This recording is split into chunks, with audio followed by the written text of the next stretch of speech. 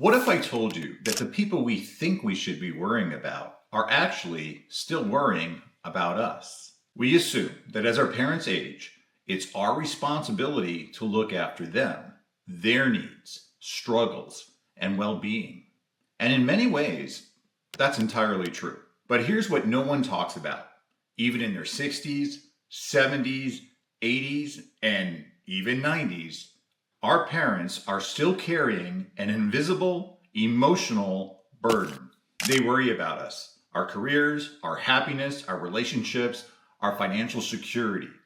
And sometimes they even blame themselves for the struggles we face today. It doesn't matter if you're 30, 40, or 50 years old. Your parents still see you as their responsibility. They may not say it out loud, but it's there, lingering in their minds, in their hearts, and the worst part, they don't want to burden us with their own burdens. I recently spoke to a man named Robert, 72 years old, retired, financially stable, and by all standards, he made it. But when I asked him what kept him up at night, do you know what he said? I worry about my son. He's 45, but I can still see the stress on his face. He's working late hours, struggling financially, and I know he's unhappy, but I can't say anything. I don't want to interfere, so I just stay quiet and hope he's okay.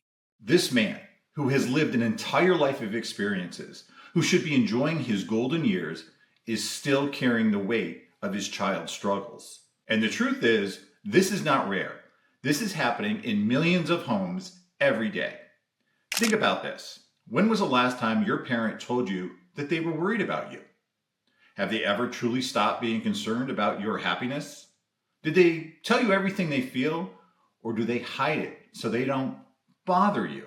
We talk about caring for aging parents. We plan for their medical needs, their finances, their comfort. But what we rarely acknowledge is the emotional burden that they still carry. And that's what this conversation is about right now.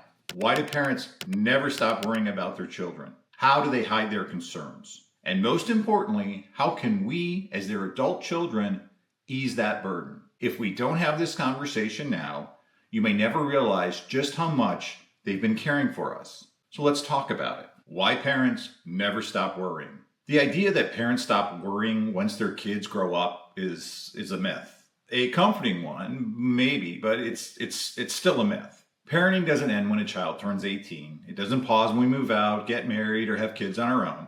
And it definitely doesn't disappear with retirement or age. If anything, parental worry intensifies with time.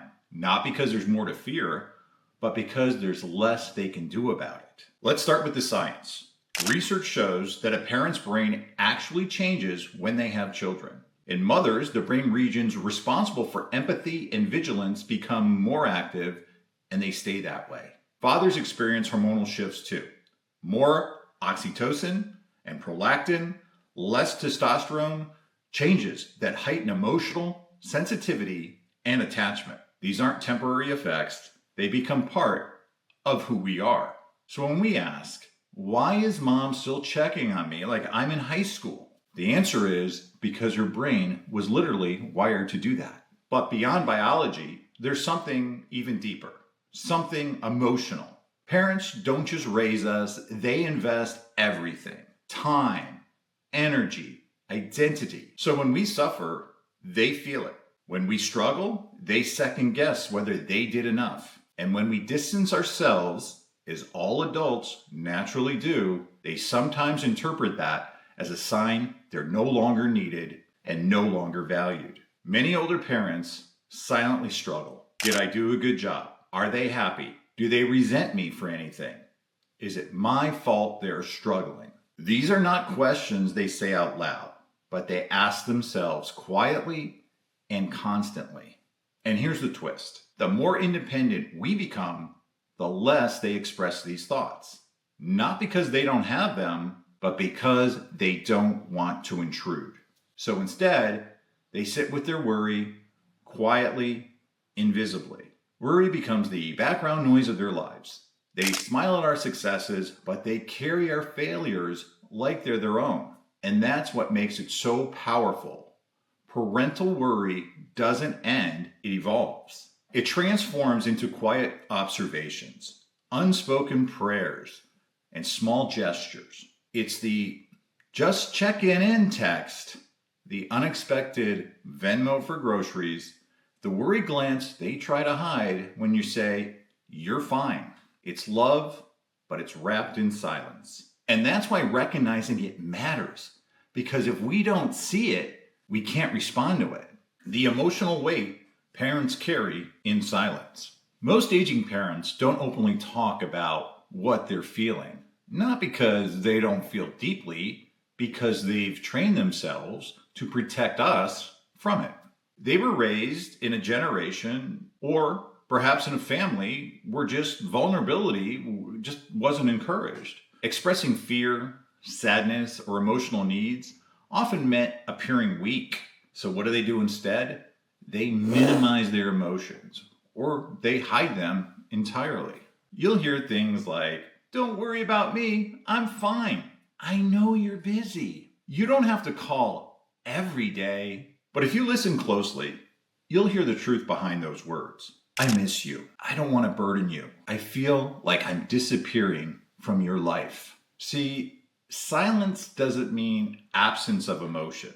It often means there's too much emotion to risk saying out loud. As parents get older, they begin to experience things they've never prepared for. Friends passing away, physical limitations creeping in, a once busy house growing quiet, a calendar filled with more doctor's appointments than dinner plans. And in the midst of that, they're still thinking about us. They still wonder, is she really happy? Does he have someone he can lean on? Should I have taught them more? Are they stressed and just not saying anything? The constant emotional balancing act is exhausting and invisible. I once spoke to a woman in her late 60s who said, "Every time my son calls, I light up. But when I hang up, I feel guilty for not asking more about his life. I worry I talk too much about mine, or not enough. I worry all the time, but I don't want him to know that. He has enough to worry about." That's the weight I'm talking about. The emotional load they carry alone, so we don't have to. They've spent decades putting our well-being ahead of their own.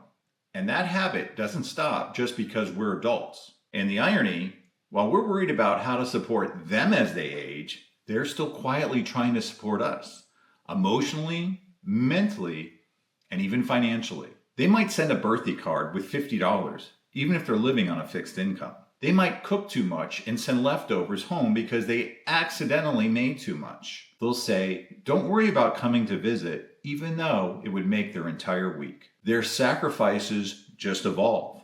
They get quieter, but they never stop. How adult children can lighten the load. Here's the hard truth. Most of us never realize how much our parents are still carrying until it's too late. We go through our adult lives juggling our own stress, work, kids, relationships, finances. And because our parents seem okay, because they're not asking for help, we assume they don't need anything from us. But they do, and not in the way we think. They don't need us to fix their lives. They don't want to be managed, and they don't want to be pitied. They just want to know they still matter. So how do we lighten the emotional load? Reassure them. You're okay, and they did enough. This one's huge. So many aging parents carry this lingering guilt they didn't do enough. That somehow, if you're struggling, it's a reflection of their failures as a parent. Even if you've never blamed them, they might be blaming themselves. So tell them directly, "You were a great mom. I learned so much from you. I'm okay, Dad. I've got it, but I still love hearing your advice. You gave me everything I needed to be who I am." These aren't just compliments. They're emotional relief. You're literally lifting a weight off their shoulders with your words. Ask questions you've never asked before. We tend to keep conversations with our parents on the surface. How's your day? How's your back? But deeper questions can unlock powerful moments. What's something you've always wanted to do but never got to? What scares you about this stage of life? What's one thing you want to remember when you're gone? Yes, these are vulnerable questions, but they tell your parent, "I see you. I care about your story." Show up more than you explain. You don't need the perfected words. You don't need long calls or epic gestures. You just need to be present. A text, a 5-minute FaceTime, a random, hey, I just wanted to hear your voice, Mom. I just wanted to hear your voice, Dad. These small things signal to your parents, I haven't forgotten you, and you still matter. Let them give even though they don't need to. Sometimes we say things like, no, Mom, don't worry, I'll buy dinner, thinking that we're being helpful. But giving is how many parents, many people still express love. So if they want to cook, let them. If they want to send you a check, say thank you. It's not about money or food, it's about identity. They've spent their whole life taking care of you, and now in smaller ways, they want to keep showing up. So let them. What our parents need from us isn't perfection. It's presence. It's being there for them. They don't want to be managed. They want to be remembered. And most of all, they want to know that the love they poured into us is still flowing back to them. How aging parents hide their worries. If there's one thing parents become masters of, it's pretending that they're fine. They don't cry in front of you, they don't call to vent, and they don't unload their fears about health, finances, or loneliness. Instead, they smile, they say, I'm just taking it one day at a time. They minimize the pain so you don't worry. And when they're really scared, they change the subject or they make a joke. You might hear, well, I guess this is just what getting old feels like. I don't want to bore you with my aches and pains. I don't want to ruin your day. Translation is that they're not okay. They just don't want to be a burden. Because from their perspective, your life is busy enough. They see the stress in your eyes, hear the tension in your voice, so they swallow their fear and they pretend. That's the part that breaks your heart when you finally realize it. I once spoke to a woman who said, after my dad passed, I found a stack of bills he'd been hiding. He didn't want me to worry.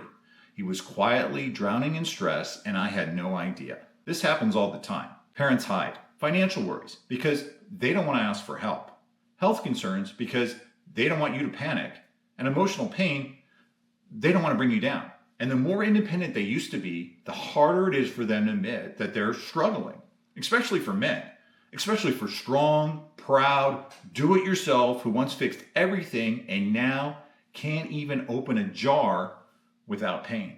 But hiding it doesn't mean it's not there. It just means that they're carrying it alone. And that's where we need to step in. Not with pressure, but with presence, with being there. Ask the questions they avoid. Pay attention to what they're saying. And if their usual tone or routine seems slightly off, don't just brush it off. Because when a parent who always says, I'm fine, starts saying less, that's not nothing. We have to get better at reading between the lines. When they cancel plans, is it really because they're tired? When they're slow to respond, is it forgetfulness or is it the start of something else? When they're just feeling off, is there a deeper conversation that they're avoiding? Their silence isn't always peace. Sometimes it's protection. So how do we respond? With gentleness, with consistency, with curiosity, with empathy, not interrogation. Sometimes just saying, hey, you don't seem like yourself lately. How are you really doing? Can open a door that's been locked for years. A new approach to parent-child relationships. We grow up thinking that parent-child relationships are one-directional. Parents give, children receive. Then one day the roles reverse and we take care of them. But that model, it's outdated. Not because caring is wrong, but because what our parents actually want in this stage of life is not caretaking, it's connection. They don't want to be parented, they don't want to be managed, and they certainly don't want to feel like a project. They want to be partners, still valued, still included, still respected. That means we need to shift our mindset from obligation to relationship. Let's break this down into 3 key shifts we need to make. Shift 1, from responsibility to relationship. It's easy to fall into the trap of checking the box. Call mom on Sunday, send dad a birthday card, pick up groceries for them. But no one wants to feel like a to-do list. So how do we make the shift? Move from duty to curiosity. Ask about what excites them, not just what they need. Invite them into your life, not just when they need something, but when you want company. Share your world, your thoughts, your goals, like you would with a close friend. Because when we reduce our parents to a list of tasks, We rob them of what they want most, and that is connection. Shift 2, from protecting to respecting. As parents age, we often step into fix-it mode.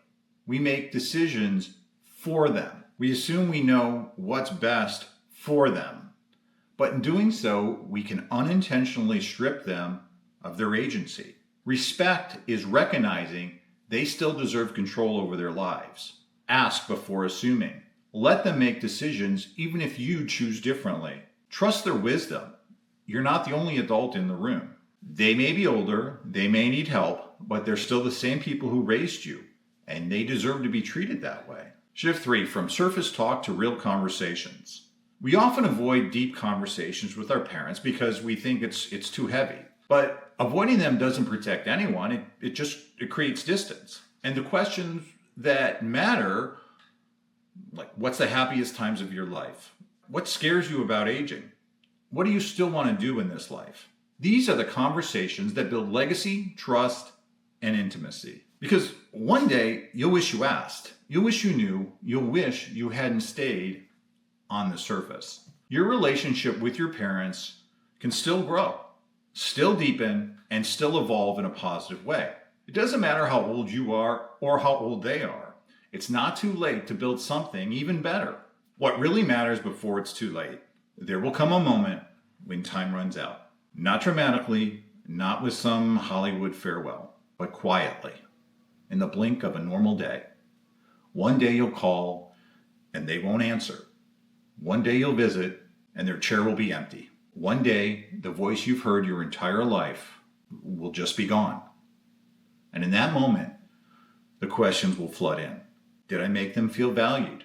Did I ask the things I should have asked? Did they know how much I appreciated them? Most of us don't realize how much our parents mean to us until they're not here. And it's not because we don't love them. It's because we assume there will always be more time. But there won't. The last visit never feels like the last. The final I love you doesn't sound any different. That's why the time is now. Tell them what you've been meaning to say. Ask them what you've been too busy or too scared to ask. Thank them while they're here to hear it. Because once they're gone, all you want is one more conversation, one more moment, one more chance to say, I see you, I love you, thank you. I've heard it too many times from people who waited. I thought I had more time. I wish I'd called more. I never told them how much they mean to me. Don't let that be your story. This isn't about guilt. It's about awareness. It's not meant to scare you. It's meant to motivate you. It's about realizing that the most valuable gift we can give is our presence, our time. It's not perfection, not constant care. Just being there, just saying it's okay. Because presence says, you're still important to me, you're still part of my life, and you still matter. And that's what really counts. It's not the money, it's not the logistics, it's not the birthday gifts. It's just knowing they were loved, remembered, and respected. Let's not wait until the silence is permanent to realize how much their voice mattered. How Senior Thrive is helping families thrive together. By now you understand something powerful, that aging parents don't stop caring just because their bodies slow down, that they carry emotional weight in silence, that their greatest fear isn't death, but it is being forgotten. And the most meaningful thing we can do isn't to take control, it's to show up. But here's the challenge. Life gets busy. You've got your own kids, your own responsibilities, and sometimes even when your heart is in the right place, you need support to bridge that gap. That's where Senior Thrive comes in. Senior Thrive isn't just about elder care. It's not just about safety or reminders or technology. It's about connection. It's about bringing families closer, emotionally, practically, and intentionally. With Senior Thrive, aging parents stay safe and independent without being isolated, and adult children stay informed and involved without being overwhelmed. It's peace of mind on both sides. Your parents feel seen, supported, and connected. You feel confident, present, and part of their everyday life, even from a distance. Because thriving doesn't mean going it alone. Thriving means growing together. Senior Thrive was created with this exact mission: to change the way families navigate aging, to transform the stage of life from a burden to an opportunity, to make sure no parent ever feels like their value has expired. It's not about checking boxes. It's about creating bonds. It's not about fixing. It's about feeling. It's not about managing aging. It's about celebrating life. So if this message hits home for you, Don't just think about your parents. Reach out, call them, ask something you've never asked before. Tell them something they've been waiting their whole life to hear. And if you're ready to take that connection even deeper, to bridge the emotional and physical distance, check out Senior Thrive. Because your parents deserve more than a comfortable retirement. They deserve to feel like they still belong, to know that they're still a vital part of your story. And you deserve the tools to make that easier, more consistent, and more meaningful. Click the link below. See how we're helping families everywhere stay safe, stay close, and stay thriving together. Because the greatest legacy you'll ever leave is how you make the people you love feel. Older adults, families, caregivers, we all thrive on at Senior Thrive.